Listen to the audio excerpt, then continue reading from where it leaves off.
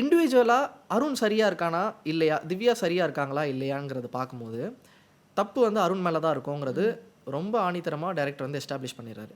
ஏன்னா அருண் திவ்யாவை சொல்லும் போது சொல்கிறான் அவன் ஃப்ரெண்டுக்கிட்ட, மச்சான் எல்லாம் அந்த ஃப்ரெண்ட்ஸால் தான்டா சேர்க்க சரியில்லைடா அப்படின்றான்.